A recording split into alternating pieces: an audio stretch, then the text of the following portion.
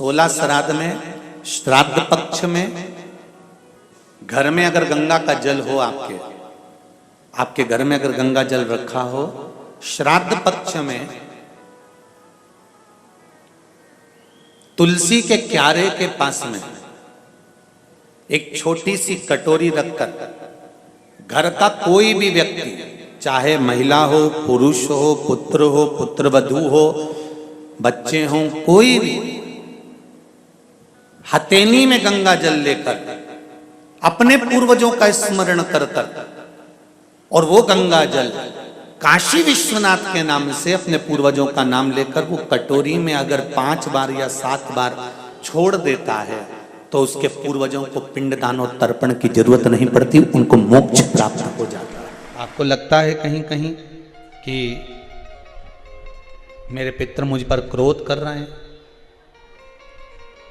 आपको कभी कभी लगे कि मेरे ऊपर पितृ दोष लगा हुआ है, या पितरों का श्राप लगा हुआ है, या हमारे यहाँ पर लोग अधोगति में ज़्यादा मर जाते हैं, हमारे यहाँ ये काम ज़्यादा हो जाता है, तो निवेदन है, श्राद्ध पक्ष चल रहा है, प्रयास करिएगा। एक चावल की कटोरी में, कटोरी के अंदर थोड़ा सा चावल रख लीजिए कच्चा, उस चावल की कटोरी में एक बेलपत्र, थोड़ी सी दुर्वा बांधकर पानी का मटका, परिंडा या जहां अपना रसोई घर में जल रखते हो, उस कटोरी को वहां पर 2 दिन 3 दिन तक रख दो। वैसे तो 16 दिन रखो ज़्यादा अच्छा था, पर जो दिन अपने को मालूम है 2-3 दिन उसको रख दीजिए। घी का दिया लगाइए। 3 दिन के बाद में उस दुर्वा को, उस बेलपत्र को शिव बाबा को ले जाकर समर्पित कर दो। चावल पूरे घर में घुमाने के बाद चिड़िया को या नदी में या किसी जीव को प्रदान कर दो। महाराज, पितृदोष के निवारण का सुंदर तरीका। कल आपको कथा में कहा था, अगर हम ब्राह्मण को भोजन नहीं करा पा रहे, गौ माता को भोजन नहीं दे पा रहे, श्वान को, कुत्ते को भोजन नहीं दे पा रहे, कौवे को भोजन नहीं दे पा रहे हैं, किसी कारणवश हम श्राद्ध नहीं कर पा रहे हैं, किसी कारणवश हम पूर्वजों को नहीं मना पा रहे हैं, ऐसा कोई घर नहीं जिसके घर के पितृ श्राद्ध पक्ष में पृथ्वी पर नहीं आते। तुम पूछो मत पूछो, तुम्हारे घर के पूर्वज तुम्हारे यहाँ जरूर आते। दरवाजे पर आकर खड़े होते हैं पितृ, दरवाजे पर आकर हमारे घर के पितृ खड़े होते हैं, स्मरण करते हैं कि हमको यहां से कुछ भाग प्राप्त होगा, कुछ मिल जाएगा।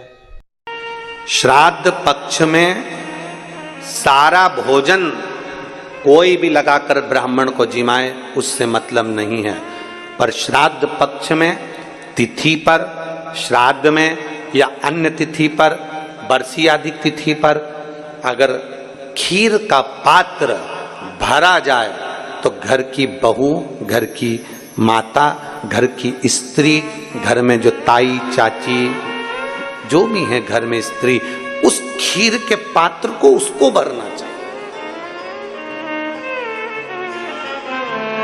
संपूर्ण थाली कोई लगाए और फिर निवेदन करेंगे। श्राद्ध पक्ष में एक बार प्रयोग कर देखिए, जिसके घर में 23 से 24 साल तक भी औलाद नहीं हो, 23 से 24 साल तक भी औलाद पैदा नहीं हुई हो, जिसके घर में संतान ना हुई हो, वो एक प्रयोग जरूर करे। एक प्रयोग जरूर करो कि 23 साल तक भी औलाद ना हुई हो तो श्राद्ध पक्ष में तुम्हारे दादा परदादा किसी का श्राद्ध घर में हो रहा हो, और किसी दादी का श्राद्ध, किसी दादा का श्राद्ध, किसी बुजुर्ग का श्राद्ध तुम्हारे घर में हो रहा हो, तो खीर के बर्तन में खीर तुम भरकर और उस ब्राह्मण को जिसको घर में बुलाया गया है भोजन कराने के लिए, वहां तुम देकर आओ और अगले श्राद्ध तक इंतजार करो। मेरा बाबा वंश की वृद्धि करता ही है, निश्चितता देता है, वंश बढ़ाता है। पितृदोष है, ये आपको कैसे मालूम पड़ेगा?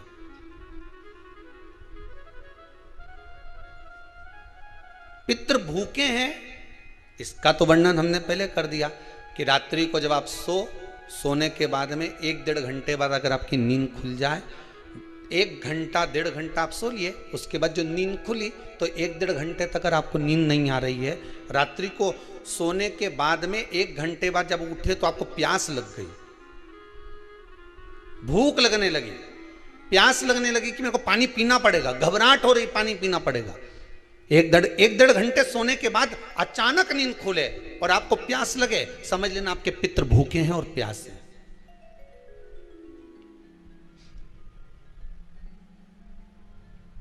वो भूखे और प्यासे हैं, उनको जल की जरूरत है।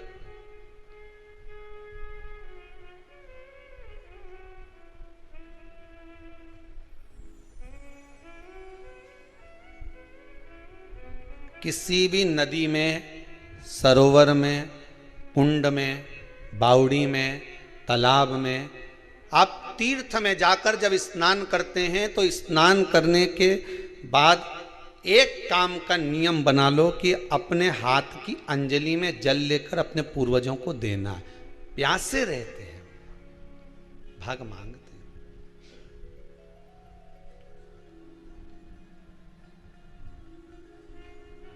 भाग प्राप्त करना। 3 वृक्ष पितरों के तुल्य हैं। नैमिषारण्य की कथा में भी कहा था 3 वृक्ष पितरों के तुल्य हैं। पहला पीपल, दूसरा बट वृक्ष, तीसरा बेलपत्र का वृक्ष। ये पितरों के तुल्य हैं। अगर आपको रात्रि में नींद नहीं आ रही है, ऐसा लगता है कि रात्रि को 1 घंटा 1.5 घंटा सोने के बाद कुछ गलत गलत विचार आने लगते हैं, नींद सुबह 3 बजे तक 4 बजे तक नहीं आती, 4 बजे के बाद फिर नींद आती है, तो एक प्रैक्टिकल जरूर कर देखना। एक प्रैक्टिकल करने में क्या जाता है, प्रयास करने में क्या कुछ जाता है क्या? प्रैक्टिकल कर देखना कि कहीं सीवर वाला महाराज झूठ तो नहीं बोल रहा, तो प्रैक्टिकल करने में कुछ नहीं जाए।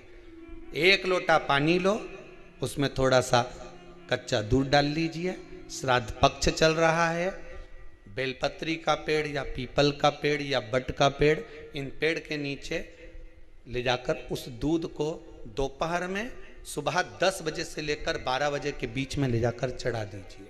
रात्रि को फिर ना आपको प्यास लगेगी ना भूख लगेगी, नींद एक बार लगी तो सुबह ही खुलेगी। प्रैक्टिकल करने में क्या जाता है?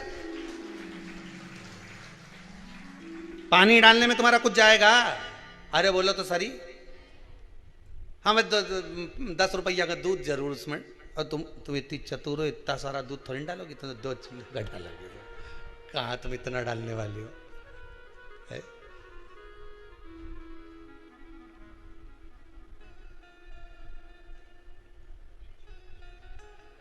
कहा बहुत चतुर चतुर लोग हो रहे संसार में हो। भले पूजन पाठ नहीं करे पर कहीं का एकदम मिलने आ जाए ना, क्या अम्मा जी है क्या पाठ कर रही है, फिर वो भी बैठ गई तुरंत, अभी तो सोई थी।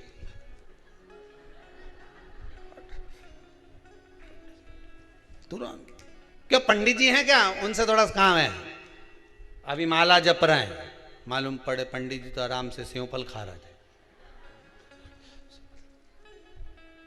अब प्लेट सोफा के नीचे घुसे तुरंत।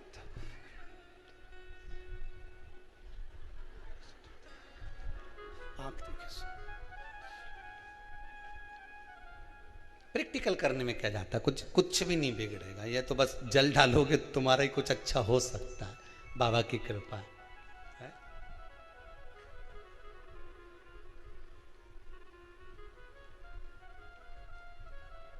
3 वृक्ष पितरों के तुल्य हैं। पहला जम के बोलिए पीपल, दूसरा बट वृक्ष, तीसरा बेलपत्री का वृक्ष। तीनों पीपल के वृक्ष में 52,000 ब्राह्मण एक साथ निवास करते हैं, इसलिए पितृतुल्य है। बट वृक्ष ब्रह्मा जी के मस्तक से बना, इसलिए पितृतुल्य है।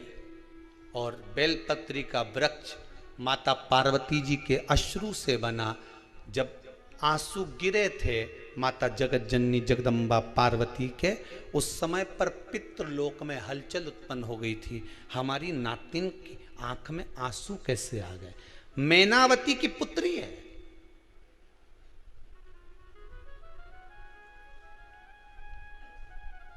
पितरों की नातिन, इसकी अश्रु कैसे गिर गए? पार्वती जी ने कहा ये आंसू नहीं, मेरा पुण्य भाग प्रकट करती हूं बेलपत्री के रूप में। तो पितरों ने वर दिया था कि ये बेलपत्री का वृक्ष हमारा आशीर्वाद है, इसके नीचे अगर कोई दीप लगाता है, शिव को स्पर्श कर चढ़ाता है, उसके पितरों की शांति होगी। हम स्वयं उसको आशीर्वाद देने के लिए पधारेंगे। बेलपत्र का वृक्ष पितृतुल्य।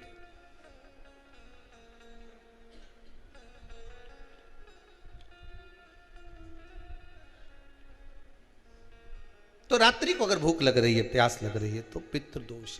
दूसरा पितृदोष का लक्षण बताया, घर में कोई शुभ कार्य ना हो, वंश की वृद्धि ना हो, 1 रुपये कमाओ, 1.25 रुपये खर्च हो रहे हैं, पैसा 10 जगह से कमाई आ रही है पर घर में टिक नहीं पा रही है, आया गया, पितृदोष। जरा सी कटोरी पड़ी है, उसके पीछे विवाद चालू हो जाए, पानी ढुल गया, उसके पीछे विवाद हो जाए, या छोटी छोटी बात में घर में क्लेश मचा हुआ है, पितृदोष है। समझ लो हमारे पूर्वज हमसे खुश नहीं है, प्रसन्न नहीं। कोई कहता है गुरुजी श्राद्ध बड़े बेटे को करना चाहिए कि छोटे को करना चाहिए? शिव महापुराण की कथा कहती है, अगर जायदाद का पूरा हिस्सा बड़े ने लिया हो और तुमने अपनी माता का दूध ना पिया हो तो एक ही को कर लेने दो। अगर माता का दूध पिया है और अगर एक अंगूठी भी ली है, जरा सा एक कपड़ा भी अगर सास का लिया है, तो श्राद्ध तो तुझे करना ही पड़ेगा, करना ही पड़ेगा। तूने मेरा दूध पिया है तो बिल्कुल जम के तो बोलो। अगर तुमने उनका कुछ खाया है तो अब एक काम और हो सकता है, गुरुजी वो श्राद्ध अगर हम नहीं करें और बड़े भैया करें और हम उन्हीं के यहाँ चले जाएं तो चले जा, मना कौन कर रहा है? पूड़ी का तेल तू ले जा, खीर का दूध 2 थैली तू खरीद के ले जा। जितना वहां वो सेवा करे उतनी सेवा तुम करो। गलत है क्या? जायदाद का भी तो हिस्सा किया था। सुई की नोक के बराबर नहीं धुआं ने, ईंट इधर खसकी है तो हमारी इधर खसका दीजिए। हमारी बसियत में इतना लिखा है तो फिर बसियत में ये भी लिख के जाना चाहिए था। मैं तो क्यों सबके, तुम डरो मत ही रहे एक भी। जब छोरा छोरी के जब सब सामान, प्रॉपर्टी दो ना, जमीन दो ना, जायदाद दो ना, सारा सामान छोरा छोरी के दो, तो उनके लिख के भी जाओ कि हमारी श्राद्ध कर दे अच्छे से, नहीं तो भूतड़ी बन के सताऊंगी।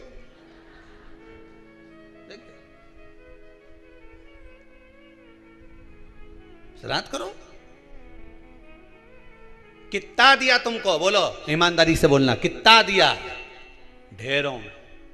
और एक बात बहुत अच्छे से कहूंगा, आप लोगों के जीवन में उतरे।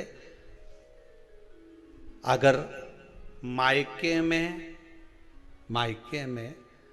भाई, मायके में भाभी, मायके के लोग अगर आपके माँ बाप का श्राद्ध नहीं करते हैं तो बेटी भी अपने माता पिता का श्राद्ध कर सकती है।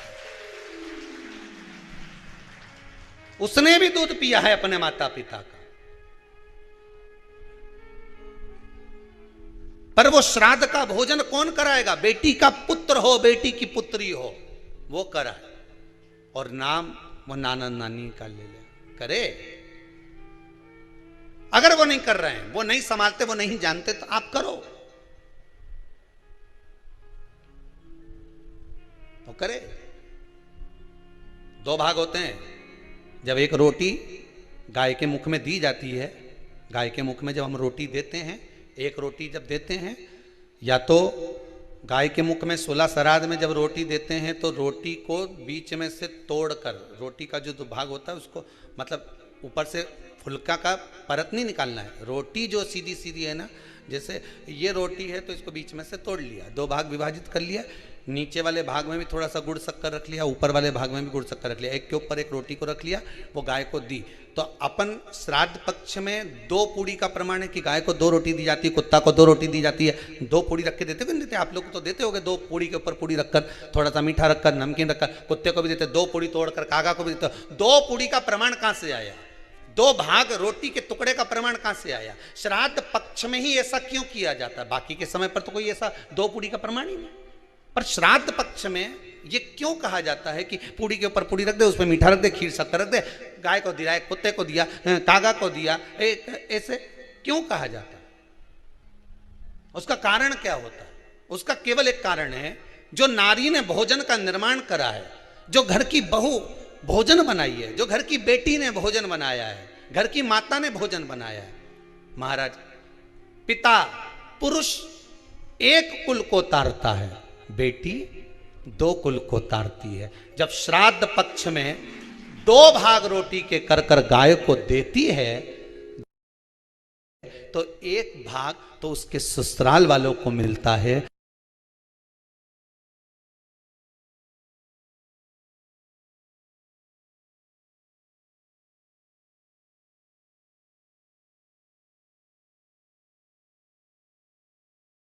मायके को भी मिले, ससुराल को भी।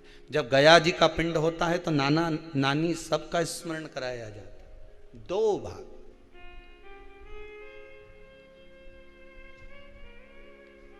पुण्यता प्राप्त। अब लोगों को मालूम तो है नहीं कि 2 पूड़ी क्यों रखते हैं, उसका कारण वर्णित है शास्त्रों। दोनों पक्ष तारने के लिए, दोनों पक्ष का स्मरण कराने के लिए। महाराज, बिंदु प्रेत योनि में पड़ा, चंचुला देवी उनके मोक्ष का प्रयोजन कर रही है, प्रयास कर रही। क्या करा जाए कि इनको मोक्ष मिल जाए? कहा शिव महापुराण की कथा। पार्वती मैया की सहेली बन गई और पार्वती मैया ने शिव महापुराण में प्रेत योनि से मुक्त होने के लिए कहा, तुम रुका जी के यहाँ जाओ, देवऋषि नारद के पास जाओ।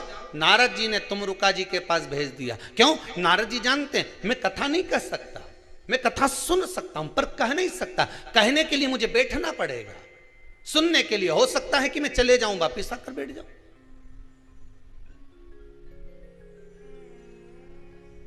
तुमरुका जी से कहा कथा कह दोगे? हाँ, कहने में क्या दिक्कत है? मेरे पति को प्रेत योनि से मुक्त करना है। तुमरुका जी बोलते हैं केवल तुम्हारा पति प्रेत योनि से मुक्त नहीं होगा। तुमरुका जी ने शिव महापुराण में कहा, सुनो चंचुला देवी, केवल एक व्यक्ति शिव पुराण से नहीं तरता, इस बिंदुक जैसे ना जाने कितने प्रेत इस वायुमंडल में घूम रहे होंगे, ना जाने कितने पितर, ना जाने कितने आहूत, ना जाने कितने वासुक इस वायुमंडल में घूम रहे होंगे। तुम्हारा पति तुमको दिखा नहीं, तुम्हारा बिंदुक तुम्हें कभी नजर आया नहीं, फिर कारण क्या था? बस मन में शांति नहीं है। घर में सारा सुख है पर हृदय में शांति नहीं, समझ लो पितृदोष है। क्या करा जाए? फिर क्या करोगे? महाराज, हृदय शांति, हृदय शांति। केवल एक अकेला बिंदुक शिव महापुराण की कथा सुनकर नहीं तरेगा। तुमरुका जी कहते हैं जिस समय पर मैं शिव महापुराण की कथा कहूंगा, सुनो चंचुला देवी, इस संसार के इस भूमंडल पर मृत्यु लोक में जितने भी जीव इस संसार सागर में भटक रहे होंगे, शिव महापुराण की कथा सुनकर वो भी तर जाएंगे। ये अकेली बिंदुक को तारने वाली नहीं है, इस मृत्यु लोक में जो विराजमान। आज भी नियम है महाराज, श्राद्ध का भोजन टेबल पर नहीं कराया जाता, श्राद्ध का भोजन ब्राह्मण को कुर्सी पर बिठाकर नहीं कराया जाता, श्राद्ध का भोजन किसी जाता। श्राद्ध का भोजन आज भी प्रमाण है कि ब्राह्मण के लिए भूमि पर आसन लगना चाहिए और जमीन पर बैठकर कराना चाहिए। तब क्यों? क्योंकि इस भूमि पर बैठकर जब भोजन कराएंगे, इसी भूमि से ना जाने कितने पितृ गए, कितने तर्पण हुए, कितनी तिलांजलि हुई, इसी भूमि से, इस रज से, इस कण से ना जाने कितने जीव चल गए। अब लकड़ी पर या टेबल पर या कुर्सी पर बैठकर ब्राह्मण को भोजन कराने का प्रमाण नहीं है। अब आपका फैशन ज्यादा हो गया तो बात दूसरी है। पंडित जी ऊपर बैठ के खा लोगे क्या? पंडित जी तो बोल देंगे अच्छा है, खिला दो।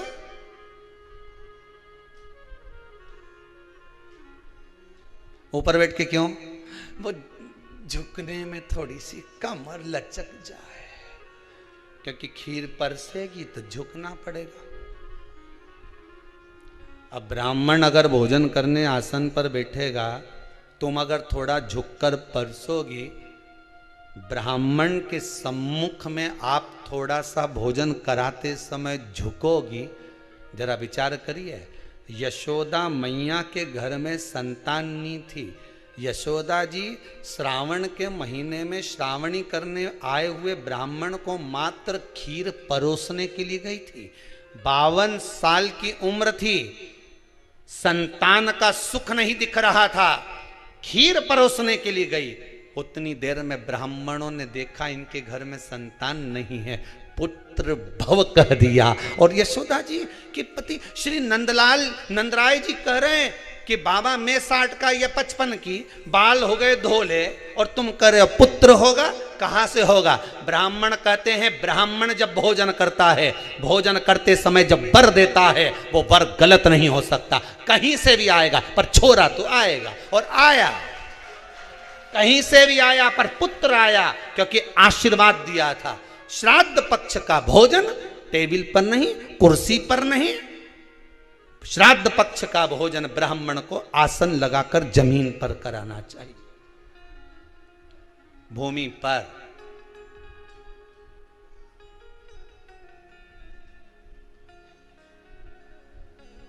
अब आजकल के ब्राह्मण भी थोड़े नीचे,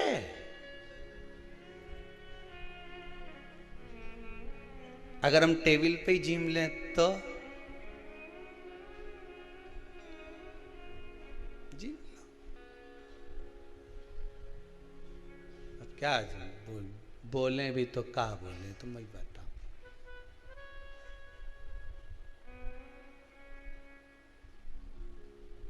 थोड़ा सा भाग भूमि का हो महाराज।